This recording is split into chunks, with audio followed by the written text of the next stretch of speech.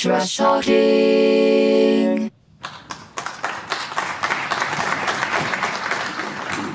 Hi, I'm Doug Johnson, and I'm White Trash Talking. It looks like another war with Iran is imminent. According to Newsweek, the U.S. is moving a massive amount of military assets to the Middle East, to the Al Udeid Air Base in Qatar, headquarters of the U.S. Central Command. This includes around a dozen KC-135 Stratotankers, which enables mid-air fueling of fighter jets and bombers. This deployment is presumably sparked by the nuclear negotiations, which are stalled with Tehran. About a week ago, Iranian President Masoud Pezeshkian sat down with Fox News to discuss the controversy surrounding Iran's nuclear program. This is part of what was said. President Trump said at the UN, "My position is very simple. The world's number one sponsor of terror can never be allowed to possess the most dangerous weapon." Speaking about the setbacks to the nuclear program, he said it cannot be rebuilt and that the United States cannot tolerate that program. What do you say to that, President Pezeshkian? There is no place for nuclear weapons or any type of weapons of mass destruction. There was never any tangible proof that we were seeking nuclear weapons. Therefore, they use that as an excuse to carry out an attack that they should not have. The conversations and dialogue we had with the Europeans and with the Americans at that time led to the acceptance of the JCPOA and the International Atomic Energy Agency within the framework that was accepted mutually was carrying out the most intrusive regime of inspections ever conducted. And the United States independently tore up the JCPOA, in other words, the agreement based on which we were adhering completely without exception to our commitments. The JCPOA, or Joint Comprehensive Plan of Action, was an agreement under the Obama administration in 2015 involving the P5+1, namely China, France, Germany, Russia, the UK, and the US, plus the EU and Iran. The goal, which was successfully achieved, it seemed, was to limit Iran's uranium enrichment to a level commensurate with energy production, but not nuclear bomb manufacturing. This agreement also allowed for sanctions relief for Iran, something the Iranian people desperately need. As Pezeshkian pointed out, despite Iran's full compliance with the JCPOA, Trump withdrew from it in 2018 during his first term. And Trump is now using Iran's nuclear program as an excuse to carry out attacks. What Pezeshkian didn't say, however, no doubt because he wasn't allowed to say by Fox, was that Israel, the instigator of this aggression, has a secret nuclear weapons program. But, unlike Iran, we're never signatories to any agreements or inspections. Here is Trita Parsi, an Iranian-born Swedish writer and activist, who explains why he believes Israel and the U.S. will attack Iran very soon. I said that the window for the attack is most likely between end of August as the earliest and sometime in December at its latest. I put it within that window for a couple of reasons. And let me first explain why I think the Israelis are going to do it again. They had three objectives with their attack in June. The first one was partially successful, the other two were not. The first one was to finally get the United States into a war with Iran. This is something the Israelis have pushed for more than 20 years. Finally, they succeeded. Now, of course, they wanted the United States to be fully engaged in the war, take out a lot of Iran's conventional military capabilities, but instead Trump just did a one-off on the nuclear side. So they wanted it to continue. Trump did not. The two other objectives, however, were not successful. First amongst those was to make sure he decapitated the Iranian regime. They managed to have some significant intelligence successes in the beginning.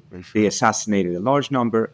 But within 12 to 18 hours, the Iranians had replaced them and then went on the offensive and started shooting ballistic missiles at Israel, which over the course of those 12 days became increasingly effective in penetrating Israel's air defense systems. The third objective is the most important one, and it's the longer one.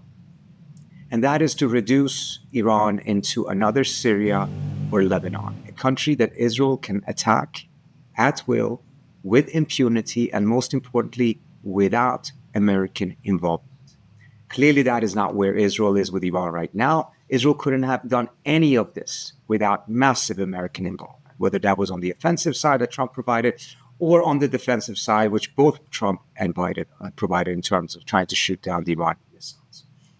Now, I do think that the Israelis expected that they would have made more advances towards that goal. I don't think they thought that this is going to be a one-off and they're going to be able to reduce Iran into Syria with one attack. But I do think that they had expected to go much further, and I think also they were taken by surprise by how effective Iran's missiles were and their capability of continuing to shoot at Israel, despite the many losses the Iranians took. But having started this campaign, the Israelis cannot afford to stop it from their stand, because the more time is given, the Iranians will be able to rebuild their air defense system, perhaps buy better ones from the Chinese. They will be able to root out the Mossad presence inside of Iran. The Israelis may lose the political window that exists with Trump greenlighting these things. So there's a lot of factors that are uncertain. And as a result, and also one other important factor there is the Iranians can build ballistic missiles faster than the U.S. and Israel can build missile interceptors. It's clear that the U.S. and Israel are one entity. Israel seeks to expand its territory and power projection, while the U.S. seeks to rule the world. As the disparity of power over their adversaries wanes, however, they believe it's now or never. By destroying Iran, they seek to weaken Hezbollah, Hamas, and Ansar Allah, to sever a main artery of trade in BRICS, and also to isolate and further flank Russia while gaining a stronger foothold against China. Trita Parsi explains why, despite the serious damage Israel sustained in the 12-day war, Israel is choosing to press ahead. He also addresses Iran's short-term vulnerabilities. The Israelis were taken aback already back in October of 2024 when they saw that many of the Iranian missiles actually did penetrate their many layers of air defense system. It's not just the Iron Dome, it's David Sling, it's the Patriots, it's Arrow 1, 2, and 3. And then, of course, as a result of all of their failures, they asked the United States to provide the THAADs. And the U.S. did under Biden, and they have kept it there. Certainly, I think military hegemony is something that the Israelis are pursuing. It is part of their military doctrine. But it is really not hegemony if someone else is paying for it. It is really not hegemony if someone else has to step in massively in order for Israel to be able to conduct its warfare. Precisely because this penetration occurred, I think Trump only doing a one-off is a key reason as to why it only ended up becoming a 12-day war. I think the Israelis would have been happy to continue the war as long as the U.S. was in it. They were taking hits. They would take even more hits because the interceptors were running out, but it was worth the price if the U.S. was in there, because with the U.S.'s firepower is obviously vast superior to what the Israelis can do. But since Trump only did a one-off, the ceasefire was something that the Israelis also saw as beneficial to them, precisely because they were taking such hits. But this is also precisely the reason why they will attack again. Israel does not tolerate that there are countries in the region that actually can deter Israel and that can attack Israel and inflict a cost on Israel. It's intolerable according to their military doctrine. As a result, it needs to be eliminated. And the longer they wait, the higher the likelihood that many of these different factors, from Iran's military readiness to political windows closing in Washington, will create a much more complicated situation. So I put the most likely further end to this somewhere in December, because after that, the U.S. will enter the midterm election season. I'm not saying that the Israeli wouldn't be able to do it in January or February. It's just, it will be much, much more complicated of a political calculation. So the most likely window, in my view, ends sometime in December. We have seen in the last 5 or 7 years that Iran has managed to break out of a political isolation that it's faced. It joined the Shanghai organization. It joined the BRICS, mindful of the fact that Iran was not part of any such regional bodies or global bodies before. That is a huge step for the Iranians. But so far, it's only had a political dimension. We have to remember, BRICS is not a military organization. That's right. It doesn't have a military dimension. It is not a military pact in any way, shape, or form. It is very explicitly not such a military pact. Shanghai Conference has more of a security dimension to it, of course, but it's also not a military pact. The Iranians do have a new agreement with the Russians, but that does not amount to a pact in which they're coming to each other's defenses. But let's say that the Iranians actually are getting Chinese air defense systems and fighters. That would nevertheless not have much of an impact for the next couple of months. That will take years to implement, train, all of these different things, which goes back to what I said earlier on. The window for the Israelis to attack is still open from their standpoint up until sometimes in December. Iran is not backed by any official military pact. So where does that leave Iran? To answer that question, here is Syed Mohammad Marandi, American Iranian political analyst and professor of literature at the University of Tehran, to discuss Iran's readiness for the coming war. It's not going to end well for the regime, but it's going to be dangerous. This is a very dangerous phase. Any sort of outrage could take place, but Iran is ready. And Iran, the axis of resistance is not going to relinquish the Palestinian people. I have no doubt about that. Iran will remain steadfast. Hezbollah will remain steadfast. Ansarullah will remain steadfast. Iran will remain steadfast. Netanyahu will not win. This may be bloody, but it's going to again show the limits of Western power. And it's going to make the West more hated. It's going to make Zionism more hated. And it's going to make Iran and the axis of resistance more popular. I have no doubt about that. It's going to be hard. People will die. Many people believe that the Israelis are going to be more brutal and ruthless in the next war against Iran. And we're all prepared. We are prepared to make the sacrifices to protect our country, to protect our people, and to protect our friends and allies. But they will not win.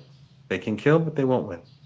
Remember, when the war against Iran starts, whenever it does, remember that this is all about the fact that Ayatollah Khamenei, like Sayyid Hassan Nasrallah, and like the military and the leadership and the political establishment in Iran and the people of Iran, oppose the starvation of the Palestinian people. You can only praise the Iranians and Ansarullah and Hezbollah, because these are the ones who are making the sacrifices for the Palestinian people. They have been steadfast, they've been honorable, and they've been paying a price. The Iranians have been paying a price for almost 50 years. And it's time for people across the world to wake up to that reality. And the Iranians are not, as I said earlier, they're not going to give up on the Palestinian people. It's not going to happen. They're not going to give up on Gaza. The resistance in Gaza is due to the heroism of the Palestinian people, but it's also the Iranians who are assisting. It's the Iranians who are getting supplies into Gaza to help them build tunnels, to help them be able to defend their land more adequately. And Iran's not going to stop. Iran's going to continue helping Ansarullah and Hezbollah and all those who are out there to support the Palestinian people. And Iran paid the price, and it will continue to pay the price, but the Israeli regime is losing. Israel has lost this war. Israel has been exposed for what it is, and its apologists and supporters have been exposed for what they are. And young people across the world have seen this reality. And those who cling on to this image, this fake image of Israel being, in the United States being the good guys, these are older people who are not going to be around much longer. 65 and above are still trapped in their foolish narratives on our region. But younger people have all woken up. Every single day that goes by, this antagonism, this hostility towards Zionism and apartheid and ethno-supremacism and ethnic cleansing and genocide, the hostility towards this will only increase. They can shut down free speech. They can shut down TikTok and YouTube. They can close my Twitter account. They can shut that down. They can shut us all down, but it's too late. Everything is clear as day now. U.S. aggression towards Iran started long ago in 1953 when the CIA overthrew Iran's democratically elected government. Since that time, U.S. cruelty towards Iran has never subsided. Now the U.S. and Israel seek to finish the job. But Professor Marandi said it right, in my view. The U.S. and Israel will not prevail. And in fact, this could drive the final nail into the U.S. empire's coffin. Thank you for watching. Please like and subscribe. Please leave a comment. And I'll see you next week. Thank you very much.